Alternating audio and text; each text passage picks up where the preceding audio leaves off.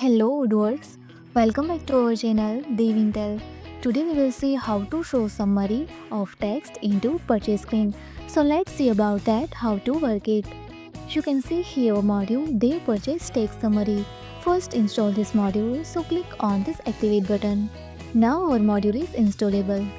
First go to purchase app, create new order, select vendor and select here product. I want to select corner desk right seat and based on product display here text is 50 and 10% and another is a lock screen. Let's see and see here display text details page and also display here 15 and 10% base amount and display text amount.